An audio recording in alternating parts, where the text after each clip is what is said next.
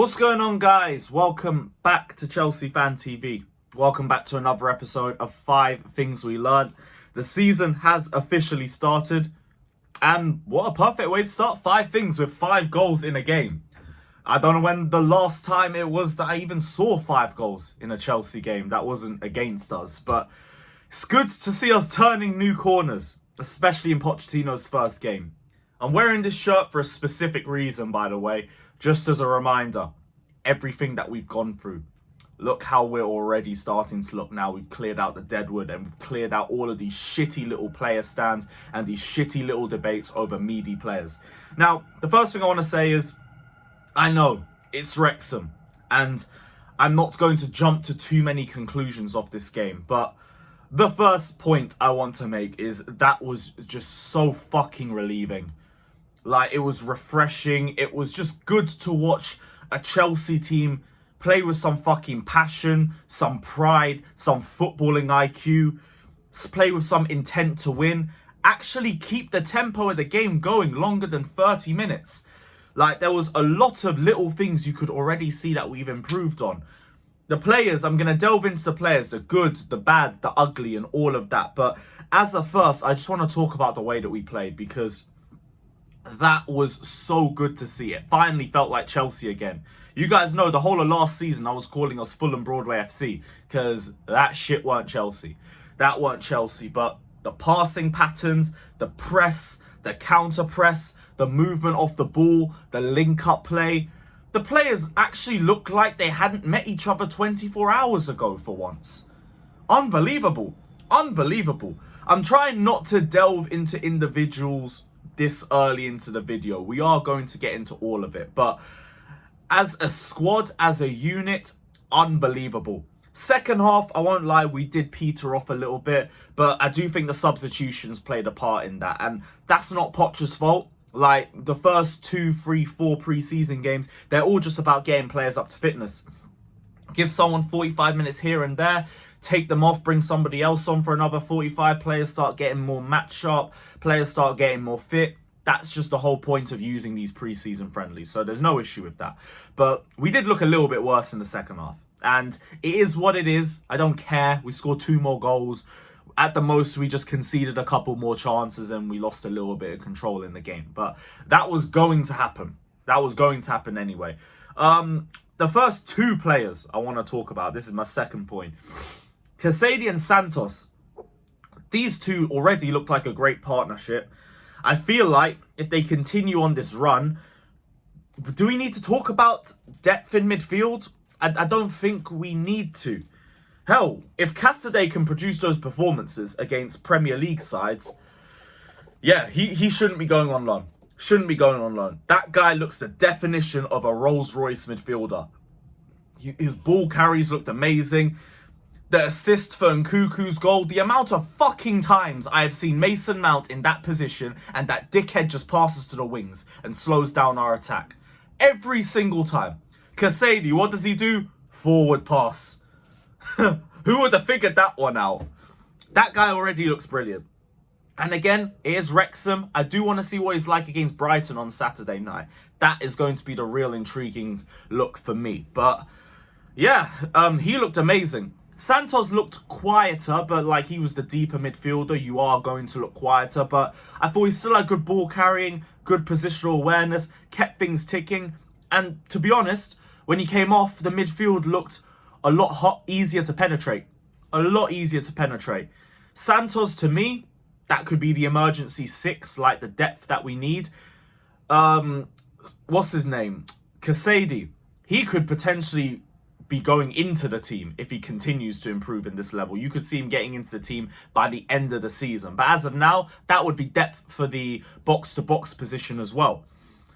Who else should we go to? Nicolas Jackson. I want to talk about Nicolas Jackson because, oh my gosh. Again, disclaimer, it is only Wrexham. But fucking hell, man. This is what I was saying to people. Let's see how the strikers play before we start screaming, we need a striker, we need a striker. Because you never know, the strikers could actually be all right. Nicolas Jackson, Casadei and Santos, These three have already given me so much more confidence and belief in our recruitment system because I see the vision in all of them. Santos looks like an amazing DM. Casadei looks like the box-to-box midfielder of dreams if he reaches his potential. Nicolas Jackson, all the traits of a brilliant centre-forward in the making. The strength on the ball, the link-up play, the selflessness in his play, the close control, the ability to play with players pressing you at the same time. The first goal, the composure to find Maatsen with 3 players trying to press you at the same time. If that was that fucking giraffe Kai Havertz, he is either having stage fright and taking 10 minutes to make a decision before losing the ball, or for the second goal, he's probably chipping the goalkeeper. Like, brilliant move from Nick Jackson. 2 assists for Ian Maatsen, who was going to be my third point as well, by the way, because he's looking like our left wing depth.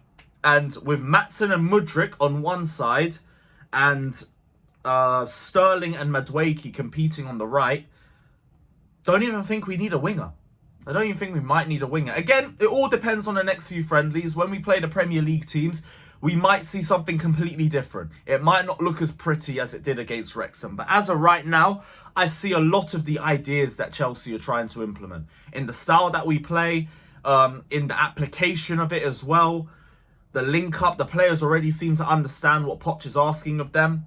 It's looked really good so far. And I just hope we can continue this into pre-season and going on into the first few games of the season, because there's a lot of young players with a lot of potential.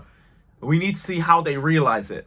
And a lot of them have just been very, very impressive. I just want to shout out a couple of other players before I do end on the negatives, which I don't want to do, but we're going to have to do it, innit? So, Moreira didn't have the best game, but he had nice moments in him. Times where there was good dribbling or good passing into spaces. Very flashy with him.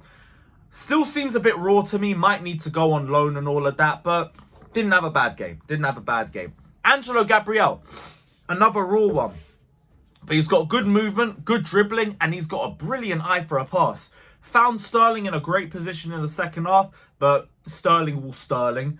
And found another one for Chilwell, who scored with, I think, the last kick of the game. So, yeah, Angelo Gabriel looks, again, another talent too. Need to see how he continues to develop in pre-season. Who else? Humphreys. Humphreys look very, very comfortable next to Trev. Very comfortable. And speaking of Captain Trevor Chalobah, did not put a foot wrong. Didn't put a foot wrong all game.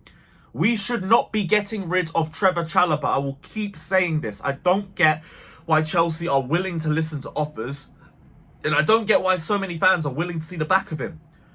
Great depth, great experience. Always gives, well, 8 times out of 10 gives you a good game. Like, more than happy for him to stay. Gusto looks very, very rapid in transition. Didn't really get to see any of his trademark crossing in that game, but we'll see in the next few games. And sadly, we got to end on the negatives. Chilwell and Sterling. It was the veterans that let us down today. My patience is going to be wearing very thin with these guys this season. Now, I'm not going to sit here and say I'm going to run an agenda on them all season and all that. No. But this idea that Chilwell is the undisputed #1 left-back starter to me is a load of bollocks. And until I see consistent performances at that level, I think Cucurella should be given an equal opportunity. Hell, Hall or Maatsen as well. Because Chilwell was so easy to bypass in the second half. It was just a little 1-2 or a turn, and then they were already clear.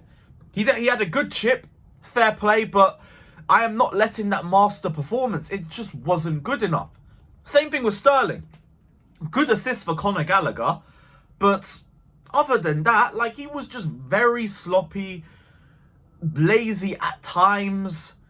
Like, lost the ball too many times. It wasn't good. It really wasn't good. And it's a shame that in a performance this good, it was the veterans that were letting us down in this game. But, hey, nowhere to hide now. Nowhere to hide. Hopefully they turn things around towards the end of pre-season, but that was not a good start from them. Not a good start. But let me know you guys' thoughts down in the comment section below. As always, it's been great to be back after a win. Hit the like button, subscribe, check out my personal channel as well, and we will see you guys very soon. Take care. and up the Chelsea.